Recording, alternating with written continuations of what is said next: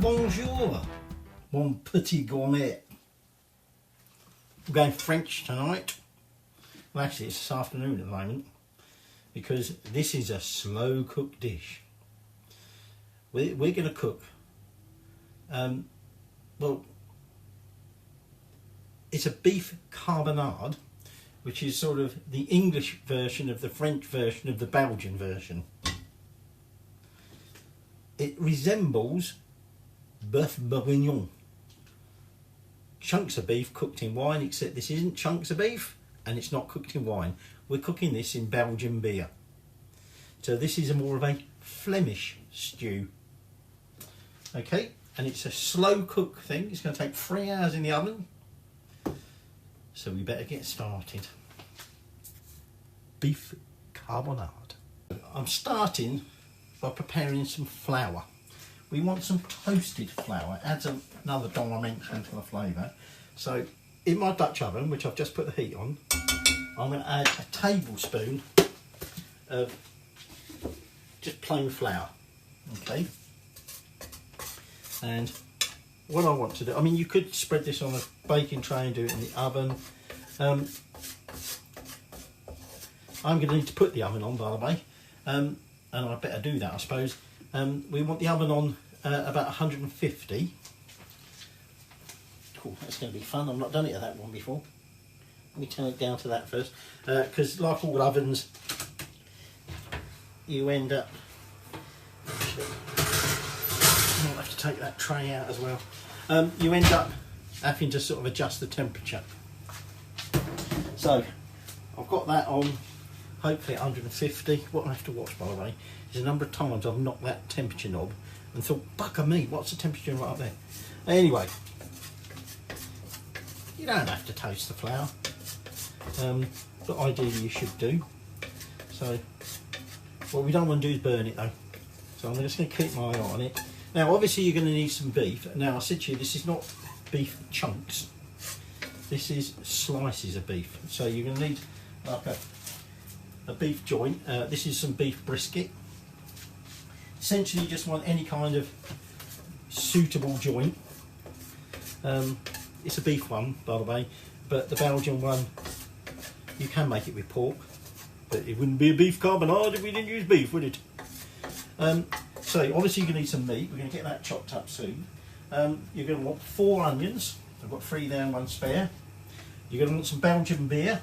Now Stephane, whose recipe I'm using, I'm following his recipe in his book, French Cooking Academy, which is the same as his YouTube channel. He uses, what is it, Chimay Grand Reserve, or Chimay Bleu Grand Reserve. Quite difficult to get hold of that. None of the supermarkets stock it. Amazon had it, but unfortunately, not only is it 17 quid a bottle, but it takes quite a while to actually get it. You can't get it next day. So I've been and bought some sort of a brown out, and technically speaking, it ain't Belgian. I couldn't find in any of the supermarkets a dark Belgian beer, but it's sort of a Trappist beer, or in this case a German. It's not a brown ale, but it's like a brown ale. Okay, but you want some sort of, not a stout, okay, but you want some sort of dark beer, preferably Belgian, because it's a Belgian dish. Flemish stew, this is sometimes known as. You're going to want some capers, bay leaves, white wine vinegar, some dark brown sugar, the tablespoon of flour like I told you that we're just toasting. Just want to start getting it brown. You want some salt, some pepper, some various herbs like parsley, thyme, chives, you can get it, tarragon. Can be a bit flexible in your herbs. We're going to be, because I couldn't get after about them ones I just mentioned. Some oil, and you might need to add a little bit extra water. So anyway, once this is toasted, I'm just going to take that off the heat, tip that out, and then we'll be using a Dutch oven for doing the onions, but I've got to get the onions done yet. I was going to do my onions, but I'm going to sear my beef first. So what I want to do is slice my beef into about 1/2 centimetre slices. Okay. I'm trying to do that so you can see what I'm doing, but to be honest, if you're right-handed, that's a bit difficult. It also doesn't help that this joint, as is so typical of many joints that you buy in the supermarkets, it's not necessarily one chunk of meat held together with bits of elastic here, and what you discover is, of course, that the meat doesn't actually slice into slices this big. We can trim off some of that sort of sinewy bit, but like I said, one of the differences, and I might do that once I've got a few slices going, is that if you're doing beef bourguignon, you'll cut chunks. The idea of this is to have slices, and that we cook the slices and lay them in there.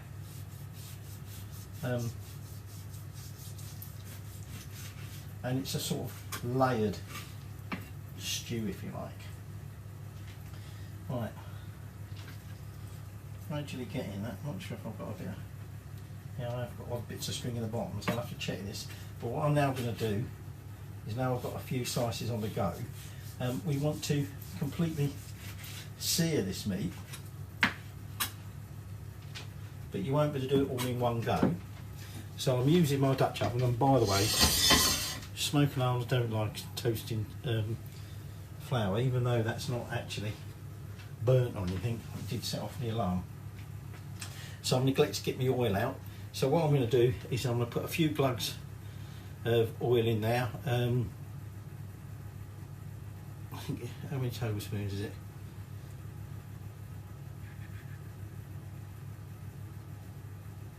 About a tablespoon, he says, I think. A tablespoon or two. Get that in there, get that nice high heat, and then, like I say, we're going to completely sear it and colour it both sides, and remove them onto a tray while we do the rest of it. And we're just going to remove the last of that meat. Again, I think this is anomaly of British meat, the moisture content. So even though that was in oil, and I did add a little extra oil, whoops, you get a lot of moisture come out, and it seems to sort of stop the actual process of it browning properly. But anyway, that's all out of there, and we're just going to cover that over with some foil. We're going to leave those juices in there. We're effectively going to deglaze that with the onions. Now, I've peeled the onions and I've made a start on slicing them thinly. And what we're going to do now is, into that pot there, I just want to add about a tablespoon of butter. And we're now going to slow cook those onions.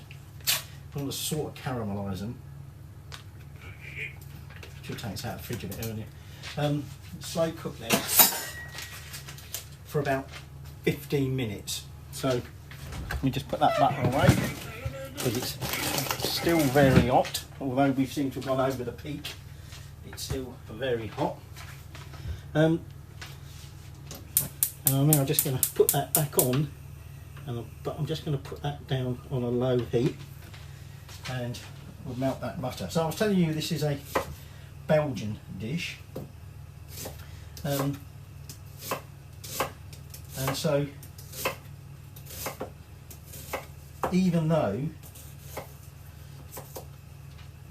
there's typically, you know, this is a beef carbonnade, it's made this way, there are various regional differences. I think that knife I use for my meat needs sharpening, because these onions with this other knife are sliced a lot easier than that meat was with that big knife, but I think that needs a sharpen. So you do get regional variations. It's also a Dutch version of it, sometimes known, the English version of it, as grandma's stew. I'm not going to try and pronounce all the Dutch pronunciations or whatever, but proper Flemish version will be made with bread and mustard. Oops. So it's very hot in here. Right, that's melted down, so what we're going to do is big grab me.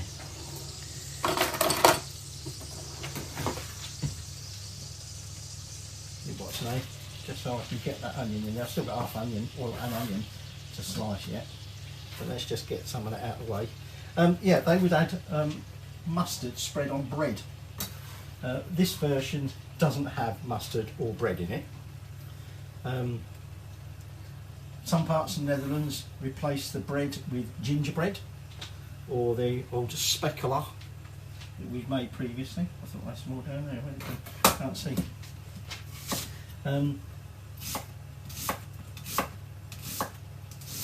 But essentially it is just, and it's all going everywhere, a slow cooked stew, if you like. So I've still got that little bit in there, but let's just give that a little bit of a mix around.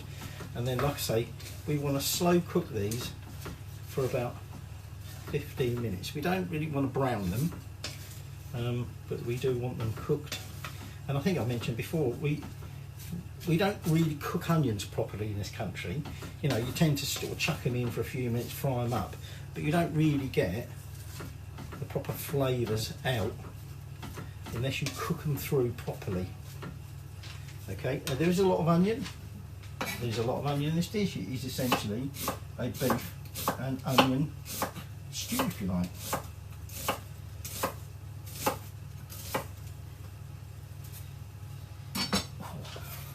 It's only been that very last bit that I just chopped that is starting to get to me.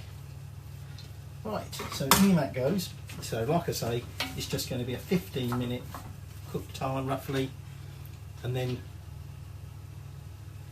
well actually, then it's going to be start time to actually bring it all together, ready to go in the oven, which remember needs to be 150. I'm just finishing off doing them onions. They've had about just over half the time, I think. They're starting to soften now. Just give them a quick stir every now and again. Final thing is, although we will want to add some chopped parsley at the end, so like a little garnish, what we want at this stage is a mixture of those herbs chopped up, because when we start assembling this stew, we're going to be adding layers of meat, onion and chopped herbs. So I've kept some sprigs of thyme back.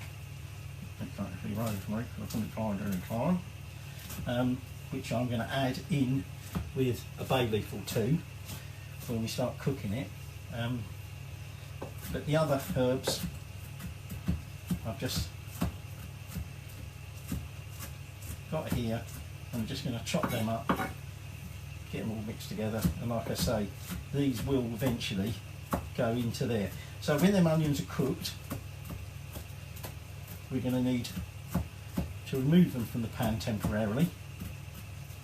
Okay. Now you're going to want about 400 ml of beer. These are 500 ml bottles. I might put one whole bottle in, but I thought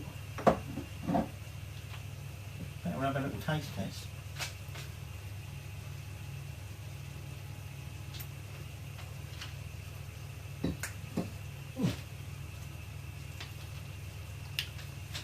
A little bit sweet.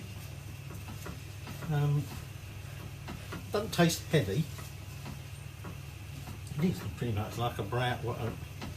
I don't know if you really get brown ale much these days. When I first started working in the brewing industry,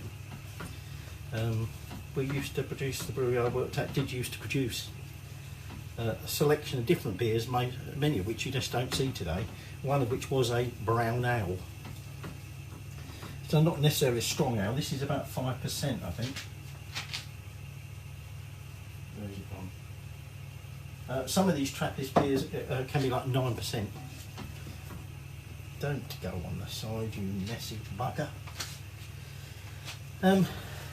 So that's the beer. Oops, like I say, the only other things is we might need a little bit more oil. We need some brown sugar, cider vinegar, white wine vinegar, bay leaves and capers. Capers go in at the end. Well, really they go on the serving. So, like I say, once that's had about 15 minutes, about 4 minutes to go, they are starting to get soft now. I need to get a bowl to put them in. Right, I've just temporarily turned the heat off and just going to transfer them onions, like I say, to a bowl. So we just need to do a little bit more with the meat before we start assembling this stew, as it were. This is where we're going to be using our toasted flour just to sort of coat the meat in, and the flour should also help thicken up the sauce, although it will reduce down, hopefully reduce now, even though we'll have it in the oven with the lid on. So just about got rid of that onion. Old Stephane, his book follows pretty much his channel, so well worth getting. And unlike some of these other sites that you follow, where you discover that what they quote on their YouTube video and what they quote on their website or in their book sometimes varies, that's not the case with Stephane. So this is where now I'm just going to take that meat and I'm just going to put that meat back into that pan, and at this stage I'm not worrying about the juices that have collected in here. We will be adding them back in later, but for now I just want the meat in there, and then we're going to sprinkle over that flour.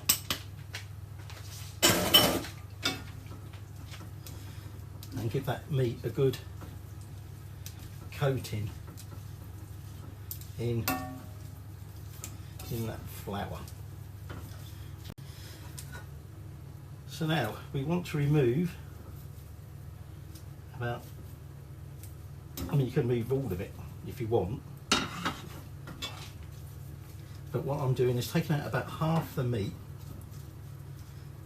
Bear in mind these are quite small chunks, so this isn't going to take as long probably as what he says in his book. I might just add another bit in there. So I've added a layer of meat in the bottom, and then we're going to add a layer of onions, using about half of those onions.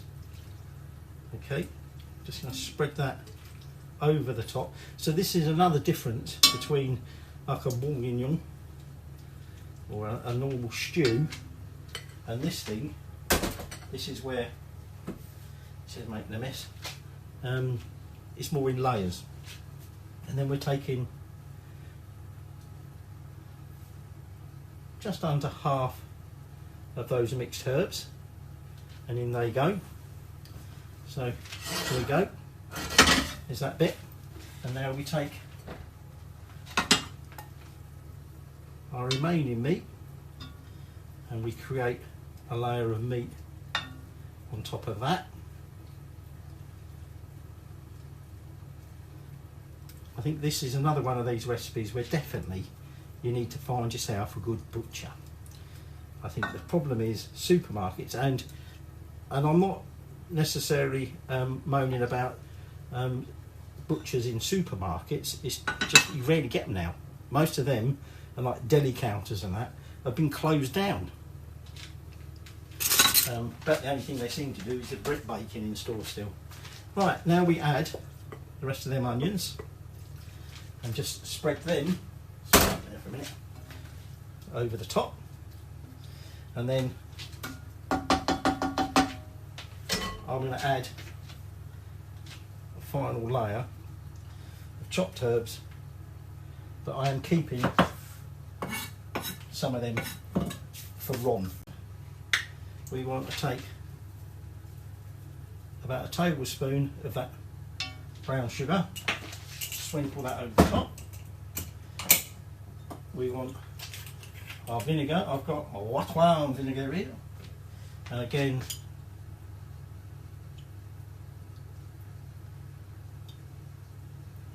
we want about a tablespoonish of that in there.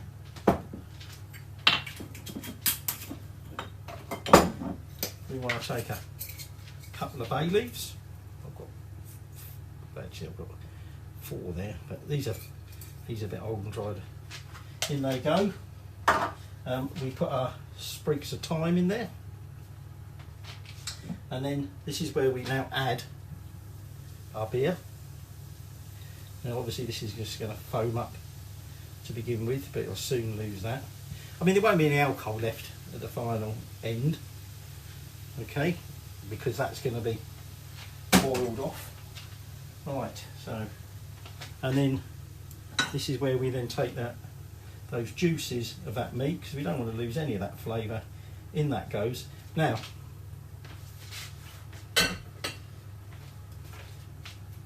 if the liquid in there isn't covering everything, and that pretty much is, but I'm just going to add a little bit extra of water just to make sure that's all covered, and then we're just going to give it some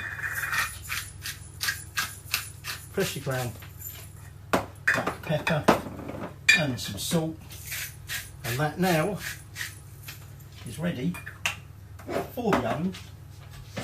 Shut that lid on, and that's going in the oven, like I say, 150 degrees C from anything from 3 to 4 hours. Now I suspect, given the size of my pieces of meat, it's probably going to be 3 hours or less. Okay, but we're going to put it in there now.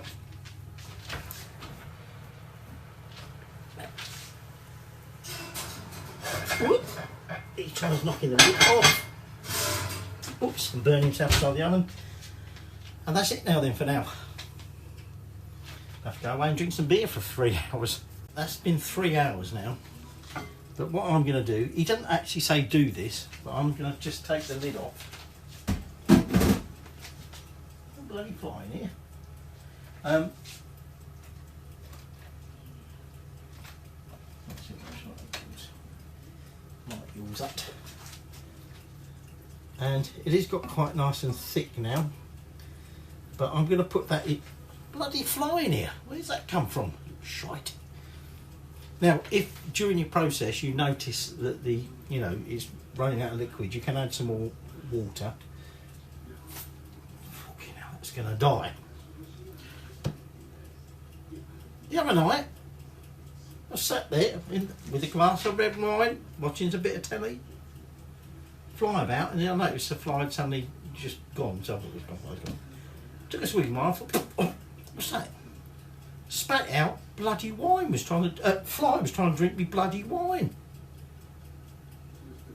Must admit, going into my mouth, it didn't last very long. I didn't eat it, I spat the bastard out. Right, that meat is getting very tender, but at this point, I'm going to put it back in the oven, and I'm going to do some potatoes good with it. Now, you can serve this with rice, pasta if you wanted, mashed potatoes, just boiled potatoes.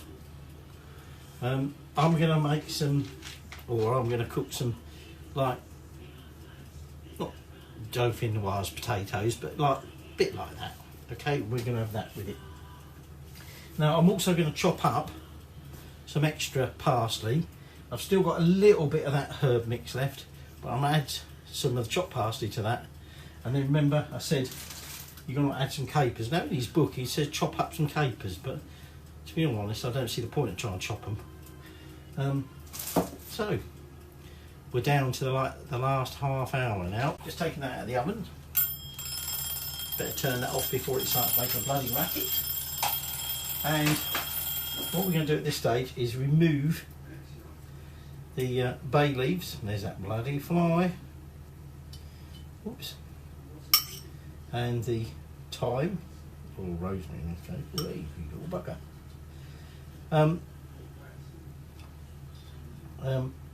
Just remember I did add some extra bay leaves, but they were small ones. So I've got a feeling they might be in there somewhere. I won't be able to find them. Oh, there's another sprig of what's the name? Actually, it's weird. The rosemary, it appears that all the actual leaves have fallen off, and all I'm pulling out of here is the stalks. Right. And I can't find any more. I'm like, oh, hang on. There's a bit. I think that might be. Oh, I think they went back in again. I think that was a bit of a bay leaf stalk, weirdly. So, this is where we're now going to add some of those potatoes. Waters are not having potatoes, constant potatoes. Okay, like I said, you can have this with rice, you can have pasta. Ooh, I suppose you can have it with anything on its own if you wanted. I don't know why I'm holding that with that glove, because I was going to pick that pot up, but I'm not going to. So let's just take some of that stew, carbonade. Okay. Now it has reduced down. It is going to be very hot.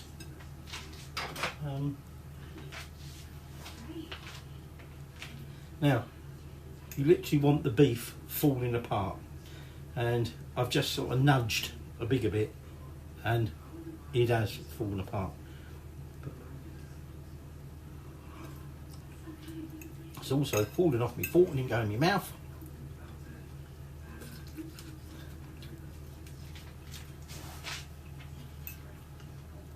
Beef is definitely cooked.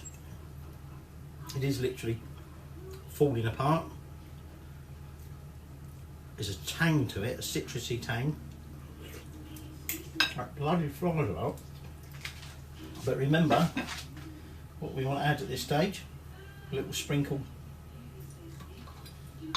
of those mixed herbs and some capers. That fly is going to drive me mental. And now let's try that again with some of that. So I've got some onion there, got some of the herbs, I've got a caper there, a little bit of meat.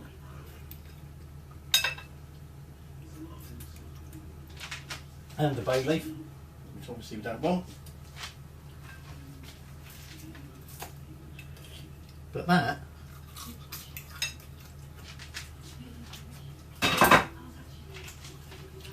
I don't know if you really get the beer, but it's certainly a nice rich sauce, got a tang to it. Remember we did put vinegar in it, I don't think it was that much vinegar in it, just give that. I did add, bloody fly, it's going to drive me mental. I did add coriander,